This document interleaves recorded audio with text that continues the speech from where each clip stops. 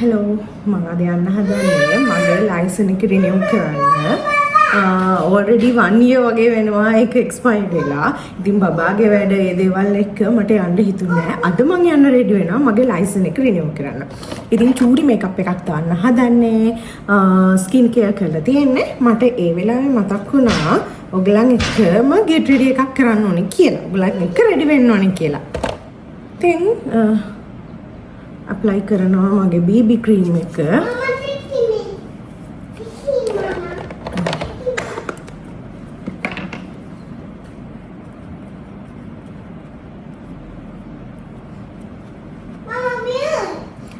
eyebrows plug කරන්නත් බැරි වුණා ගොඩ කාලෙකින්.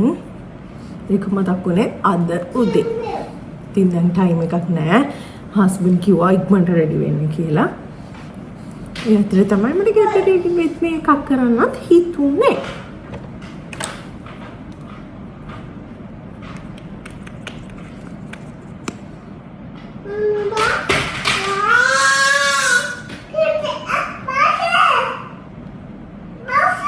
අහිනව නේද අපේ චූටිගේ සද්දේ. wait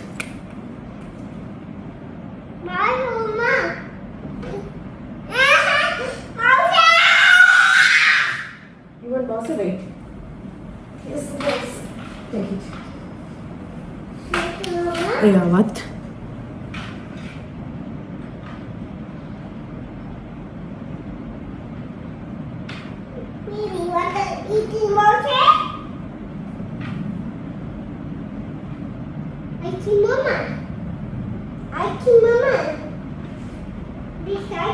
eyebrows plug කරේ නැහැ කියලා සැලෙන්න බෑනේ.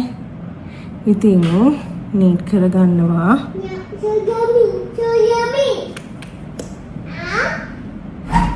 ඉතින් මෙහෙම ලෑස්ති වෙලා අපි ගමන යන්න පිටත් වුණා. බබාවත් ලෑස්ති කරගෙන හස්බන්ඩ්ත් ලෑස්ති වෙලා අපි මේ යන්නේ මගේ ලයිසන් එක රිනිව් කරන්න.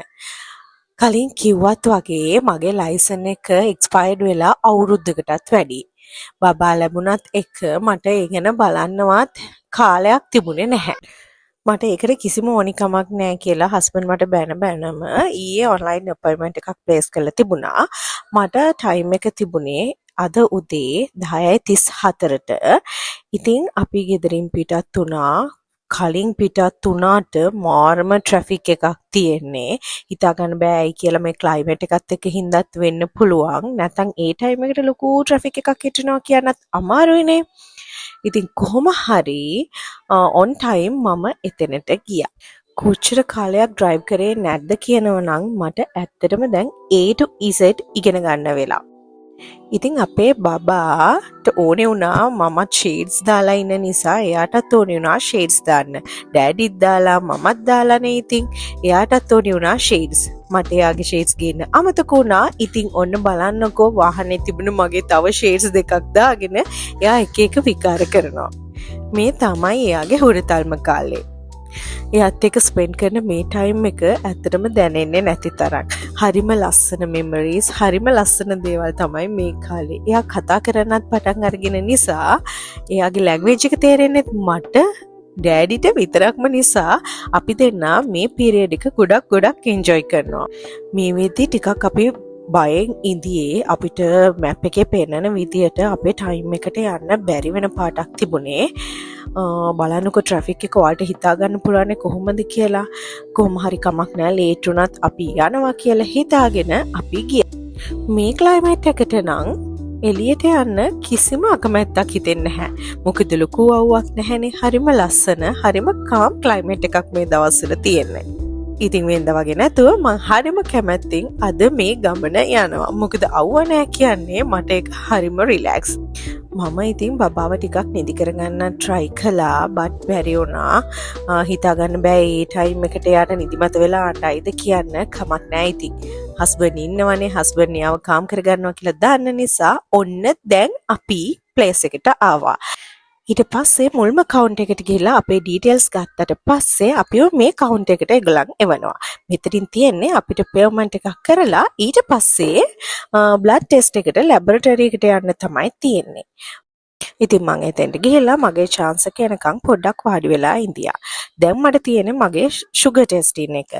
මෙතන ගොඩ වෙලාවක් යන්නේ නැහැ. ඉක්මනට හැම process එකක්ම වෙනවා. මට හිතා ගන්න බෑ government office එකක මම මෙච්චර ගියපු government office වලින් මේක තමයි දැකපු ගොඩාක්ම කාර්යක්ෂම හරිම kind hearted person ලා ඉන්න office එක කිව්වොත් මම හරි.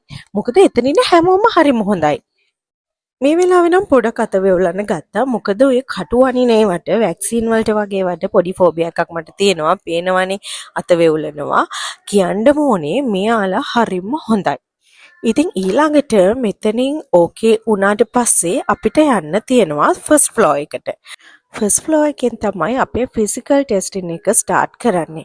මෙතනත් ලොකු වෙලාවක් ඉන්න තිබුණේ නැහැ. අර උඩ පේන ටීවී එකේ අපේ ටෝකන් නම්බර් එක වැටුනම අපිට අදාළ රූම් එකට යන්න තමයි තියෙන්නේ. මෙතනත් ලොකු වෙලාවක් ඉන්න තිබුණේ නැහැ. හරිම චූටි වෙලාවක් 10 minutes වලටත් අඩු වෙලාවක් තමයි මම මෙතන ඉඳියේ. ඊට පස්සේ ටිකකින් මගේ නම්බර් එක ටීවී එකේ ෂෝ ඔෆ් වෙනකොට කට්ටිය එයාලගේ නම්බර්ස් වලටත් යන්න ගන්නකොට මමත් යන්න ගත්තා. ඉතින් එකපාරට 10 දෙනෙක් විතර ඇතුළට යනවා. ඒ කියන්නේ queue එකට ගන්නවා. මේ අතරින් මට ලොකු chance එකක් හම්බුණා. මං ලේඩි කෙනෙක් නිසා ඉන්න එකම ලේඩි නිසා මාව ඉස්සරහට ගත්තා. ඉතින් ඒකත් කරලා දැන් යන්න තියෙන්නේ ලාස්ට් ස්ටෙප් එකට. මෙතන තමයි චූටි වෙලාවක් ඉන්න තිබුණේ. මෙතන රූම් නම්බර් 8 තියෙන්නේ. මෙතනදීත් අපිට ටෝකන් නම්බර් එකක් හම්බ වෙනවා. එකපාර 10 දෙනෙක් විතර අපිව ඒකෙත් ඇතුළට ගන්නවා. 3 දෙනෙක් විතර ඔෆිසර්ස්ලාත් ඇතුළේ ඉන්න නිසා ඒක ඉක්මනට වෙනවා. අපේ ෆින්ගර්ප්‍රින්ට් අරගෙන ඒ දේවල් කරන්නේ ෆොටෝ එක ගන්නේ මේ ප්ලේස් එකේ තමයි. ඉතින් මෙතන ස්පෙෂලි මතක තියාගන්න ඕනේ දෙයක් තමයි අද දවස් විතරක්ද කියන්න මම දන්නේ නැහැ. මෙතන මෙන්ෂන් කරලා තියෙනවා සහ මෙතන ඒ අපේ පේමන්ට් එක පේ කරන්න පුළුවන් only cards through. ඒ කියන්නේ කාඩ් එකෙන් විතරයි අපිට පේමන්ට් එක කරන්න පුළුවන්. කෑෂ් එක දන්නේ නැති ගොඩක් අය ඒ කියන්නේ ෂෙයා කරගෙන එහෙම කරපු අවස්ථාත් මම දැක්කා. කාඩ් එක අතේ නැති අය එහෙම ඔප්ෂන් එකකට ගියා. ඉතින් ඊට පස්සේ මේ ඇතුළට ගිහිල්ලා මගේ ටර්න් එක එනකන් මං චුට්ටක් වාඩි වෙලා ඉඳියා. ඊට පස්සේ හරි ඉක්මනට එතනත් process එක ඉවර වෙලා මගේ ලයිසන් එකේ ටෙම්පරරි පේපර් එක මගේ අතට ආවා.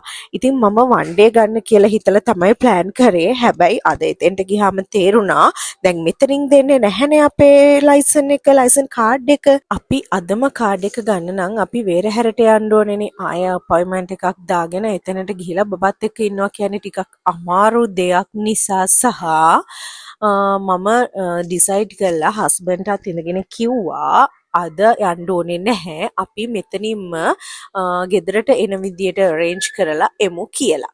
ඉතින් මේ තියෙන්නේ ඒ ඔෆිස් එක. මෙතනදී ෆින්ගර්ප්‍රින්ට් අරගෙන අර මං කිව්ව විදියට එහෙම වැඩ ටික වෙනවා. ඉතින් අද දවසට මගේ vlog එක ඉවරයි. මං ටෙම්පරරි ලයිසන් එක ගත්තා.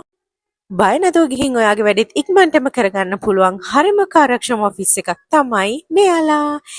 එතිනම් මම හිතාගෙන ආවේ මිනිමම් 5 hours වත් මට මේ වැඩේට යයි කියලා. මම ටිකක් අකමැත්තෙනුත් ආවේ. මොකද මං ඒ වගේ අර ටිකක් කල්යන වැඩවලට මාර හැපි. මම සුපර්වයිසර් එකත් අරගෙන දැන් ගෙදර යනවා. ගෙදර ගිහින් මම යන්නේ පාකින් එකට. අද පාකින් එක ෆුල් කියලා හස්බන්ඩ් වාහනේ නතර කරගන්න ඉඩක් තිබුණේ නැහැ. ඉතින් අපිට යන්න උනා ASB එකේ පාකින් එකට. ඉතින් එතනට ඒ වෙලාවේ හස්බන්ඩ් ගිහිල්ලා මම නැති වෙලාවේ ASB එකට ගිහිල්ලා තියෙනවා පොඩි බඩු වගයක් බලන්න. ඒ අතරේ මෙන්න මේ ටොයිස් දැකලා මගෙන් ඇහුවා එයාට අරගෙන දෙන්නද කියලා. shopping නම් ඉතින් කොහේ වුණත් කමක් නැහැනේ. මමත් කැමතිනේ හැමනිතරම shopping කරන්න. ඉතින් මං කිව්වා ඉන්න මං එනකන් එළියට අපි ගිහිල්ලා ගමු කියලා. ඉතින් බබාට ඕනේ කිව්වේ මේ සීබ්‍රව. අපි සීබ්‍රවත් අරගෙන ඊට පස්සේ ප්ලෑන් කරේ කෑම කන්නේ කොහෙන්ද කියලා. මං හරි ආස තැනක් තමයි තලප්පා කට්ටි කියන්නේ.